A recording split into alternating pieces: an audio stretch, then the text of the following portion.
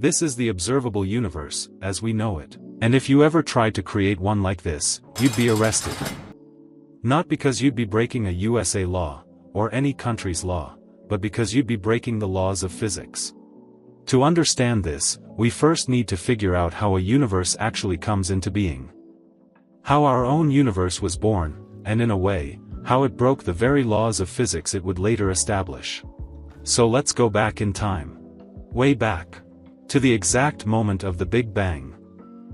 The epochs of the universe can be compared to the geological eras of Earth, different stages in the life of each entity. On Earth, these eras are chunks of time that are relatively similar in scale. Some last tens of millions of years, others hundreds of millions, but nothing too extreme in comparison. But with the universe, things get weird. Its earliest phases weren't just a bit shorter, they were ridiculously short. While later epochs stretch for billions of years, the very first ones lasted unimaginably tiny fractions of a second. The longest phases are about 10 times longer than the shortest. That's a 1 followed by 60 zeros. The very first epoch of the universe was so brief that we need the smallest unit of time in physics, the Planck time. Think of it like a movie. Between one frame and the next, a lot can happen. But if we keep increasing the number of frames until we hit the physical limit of reality, we reach 10 superscript 3 frames per second. That's the Planck time, 10 superscript 3 seconds. The smallest possible scale of time. This is the very first epoch of the universe, the Planck era. It lasts exactly 1 Planck time, from 0 up to 10 superscript 3 seconds after the Big Bang. The universe was smaller than a subatomic particle, unimaginably hot and dense. So extreme that not even the 4 fundamental forces of nature existed separately.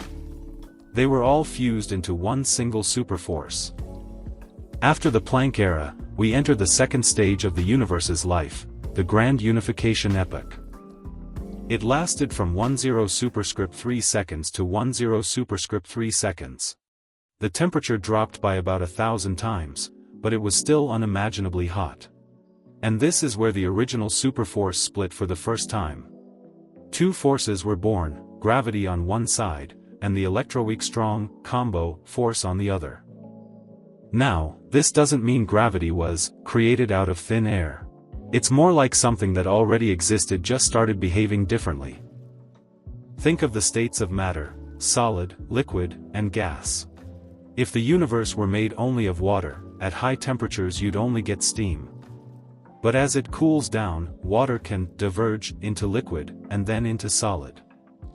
The same thing happens with the fundamental forces. They were always there, but under different conditions they reveal themselves differently.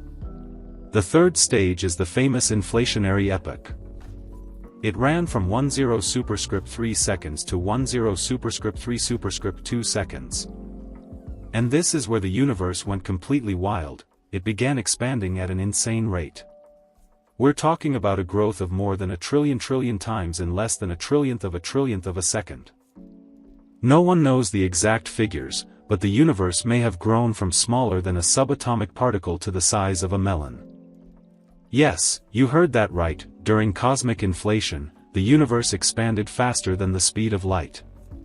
And no, this doesn't break relativity, because it wasn't matter moving at that speed.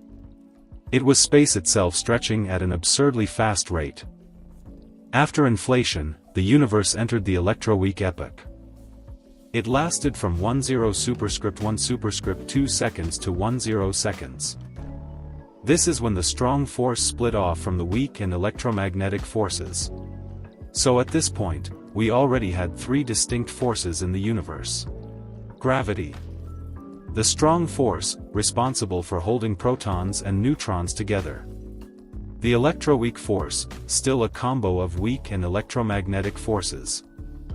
A little later, the electroweak force also split, giving rise to the electromagnetic force and the weak force separately. And just like that, we now had the 4 fundamental forces of nature exactly as we know them today. At 10 seconds after the Big Bang, the quark epoch begins. By then, the universe had cooled enough for particles to start forming. Quarks, the fundamental building blocks of matter, began to appear.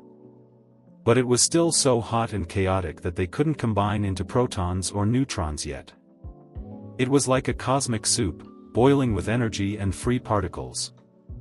As the universe cooled further, quarks finally managed to stick together. 3 quarks would combine to form protons, while others formed neutrons. These are the very particles that still make up the nuclei of atoms today. In other words, this is when matter as we know it first began to appear. Alright, let's take a breath and quickly recap what's happened so far. In the very first microseconds of the universe, we went through no fewer than 5 different stages. Planck era 0 to 10 superscript 3 seconds.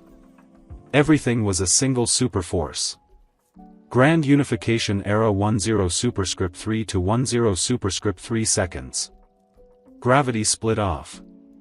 Inflationary era 10 superscript 3 to 10 superscript 3 superscript 2 seconds.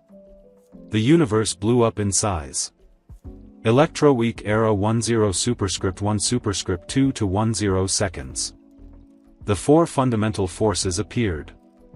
Quark era from 10 seconds onward. Protons and neutrons began to form. In less than the blink of an eye, the universe had already gone through an insane transformation. And here's where it's worth stopping to think: everything in the universe, from galaxies to ants, from black holes to people, exists only because these 4 forces balance each other perfectly. If even one of them were just slightly different, nothing we know would be here. And keep in mind, we haven't even reached the stage where actual atoms form, let alone stars or planets.